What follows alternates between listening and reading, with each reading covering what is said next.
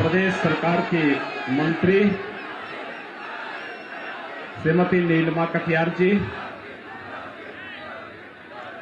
माननीय सांसद बीपी सरोज जी, राज्यसभा की सांसद श्रीमती सीमा द्विवेदी जी, भारतीय जनता पार्टी के प्रदेश के प्रवक्ता श्री मनीष शुक्ला जी, पूर्व मंत्री श्री सुभाष पांडे जी, चेयरमैन शिव गोविंद साहू जी, जिलाध्यक्ष पुष्पराज सिंह जी, अपना दल के जिला के अध्यक्ष शिवनायक पटेल जी, जिलाध्यक्ष निषाद पार्टी प्रेम नारायण निषाद जी, पूर्व ब्लॉक प्रमुख संतोष तिवारी जी, प्रवक्ता भारतीय जनता पार्टी दिल्ली से अश्वनी उपाध्याय जी, बालकृष्ण पांडे जी और मोगरा बादशाहपुर से जुड़े हुए मेरे सभी उपस्थित भाइयों बहनों, भाइयों 6 चरणों के चुनाव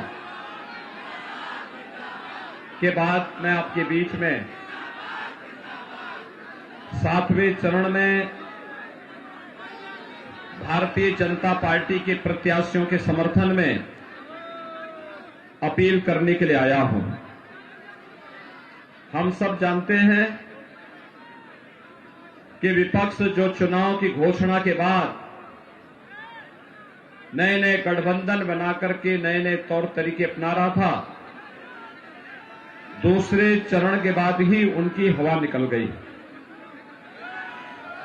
और तीसरे चरण के चुनाव के बाद विपक्ष ने तमाम नेताओं ने विदेश भागने के लिए अपनी टिकट बुकिंग करने शुरू कर दी और जब 6 चरणों के चुनाव हो चुके हैं तो भाइयों बहनों मैं कह सकता हूं कि 6 चरणों के चुनाव के रुझान बताते हैं कि भारतीय जनता पार्टी 350 से अधिक सीटों पर आगे चल रही है। 7वें चरण में अगर आप जौनपुर की 9 की 9 सीट भारतीय जनता पार्टी गठबंधन को देते हैं तो भाइयों बहनों कोई संदेह नहीं कि फिर एक बार 325 पार के भारतीय जनता पार्टी अपने लक्ष्य को प्राप्त न करता है। जनता के बीच में जो उमंग है, जो उत्साह है, वो इसी बात को बताता है। मैं आज सुबह चंदौली गया था, वहां पर भी यही उत्साह। अभी मैं मिर्जापुर से आ रहा हूं, वहां पे भी यही उत्साह और अभी मैं मोगरा बादशाहपुर में आया हूं। भाइयों बहनों यही उत्साह। पश्चिम में मैं सहारनपुर और बिजनौर में था, यही उत्साह था। अवध क्षेत्र में कानपुर और लखनऊ में था, वहां पर भी यही उत्साह था। और जब मैं गोरखपुर क्षेत्र से आया हूं, वहां पर भी यही उत्साह देखने को मिला।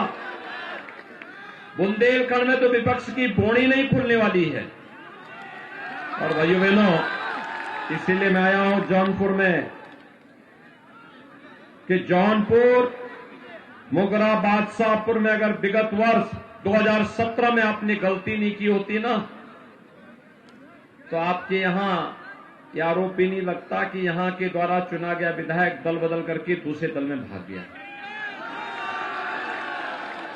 और वे भागे इसलिए होंगे क्योंकि 5 साल दर्शन नहीं दिए होंगे।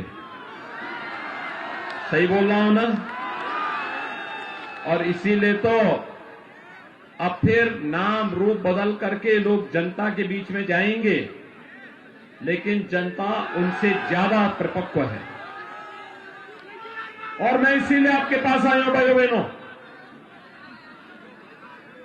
जब अब उत्तर प्रदेश ये तय हो चुका है कि भारतीय जनता पार्टी गठबंधन की सरकार बनने जा रही है, तो अभी से विपक्षी नेताओं के पैरों के नीचे की जमीन खिसकती हुई दिखाई दे रही है। जो धमकीबाज खड़े हुए थे, जो दंगाई, जो माफिया 4.5 वर्षों तक दुबके हुए थे और चुनाव की आहट के बाद फिर से बिलबिलाने लग गए थे, उनको मालूम है 10 तारीख के बाद फिर क्या होने जा रहा है। और इसीलिए मैं आपसे भी अपील करने के लिए आया हूं कि भारतीय जनता पार्टी ने राष्ट्रवाद, विकास और सुशासन के लिए आपसे जो समर्थन मांगा है, उस समर्थन के लिए आज आपके बीच में आया हूं। भाइयों बहनों, मैं आपसे पूछना चाहता हूं, मुगराबाद शाहपुर के आप सभी भाइयों बहनों से, क्या 2017 के पहले आपको बिजली मिल पाती थी? क्या आती थी? क्या? दोनों हाथ ला करके बोलने में कोई संकोच नहीं। आती थी तो बोलो, नहीं आती थी तो नाम मना कर दो। बिजली आती थी 2017 के बाद? आ रही है ना? बिजली कोई भेदभाव तो नहीं कर रही है ना? यानी बिजली की कोई जाति और मजहब तो नहीं है ना? पर्व और त्योहारों में भी नहीं है ना? क्योंकि प्रधानमंत्री मोदी जी ने नारा दिया था सबका साथ और सबके विकास का। हमने बिजली में किया है सबको बिजली, पर्याप्त बिजली, सबको बिजली। और कोरोना कालखंड में आपने एक बात देखा होगा भाइयों बहनों, फ्री में टेस्ट, फ्री में उपचार, फ्री में वैक्सीन। कितने लोगों ने वैक्सीन ले ली है? वैक्सीन का पैसा तो नहीं लगा। अगर सपा बसपा की सरकार होती, ये पूरी वैक्सीन बाजार में बिक जाती, किसी गरीब को नहीं लग पाती। हमने तो 29 करोड़ से अधिक लोगों को वैक्सीन दे दी है। 29 करोड़ वैक्सीन की डोजेस दे दी है, कोई भेदभाव नहीं।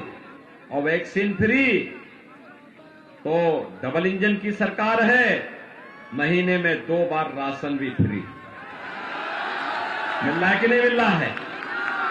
और राशन के साथ दाल भी है, तेल भी है और नमक भी है कि नहीं है? क्या 2017 के पहले मिलता था क्या? देखो, इत्र बनाया आपने, आपके पूर्वजों ने, और इत्र को बदनाम किया समाजवादी पार्टी ने। आप मानते हैं ना? आप मानते हैं ना?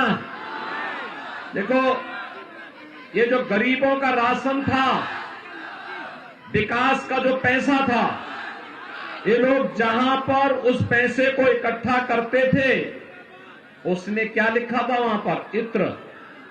इत्र बनाने का कारखाना लगाया था। और जब अंदर पुलिस घुसी, देखा वहां इत्र बनता ही नहीं था। वहां पे तो गरीबों का पैसा आरसीसी की दीवारों में कैद था। तो लोगों ने कहा क्या होना चाहिए? तो मैंने कहा बुलडोजर तो इसी चीज के लिए है, इसी के लिए बनाया गया है। यानी देश और दुनिया के अंदर अगर किसी राज्य ने बुलडोजर का बेहतर उपयोग किया, वो राज्य है उत्तर प्रदेश, जिसने एक्सप्रेस हाईवे और इंटर स्टेट कनेक्टिविटी में भी इसका उपयोग किया है। तो माफियाओं के ऊपर चढ़ाने में भी और माफियाओं की अवैध कमाई को निकाल करके सरकारी खजाने में भरने में भी इसका उपयोग किया है। भाइयों बहनों, ये तो अभी एक झलक है, मैं आज आपको बताने के लिए आया हूं। 10 मार्च के बाद देखो बुलडोजर तो अपना काम करेगा, लेकिन गरीब कल्याण के कार्य रुकेंगे नहीं, थमेंगे नहीं। 10 मार्च के बाद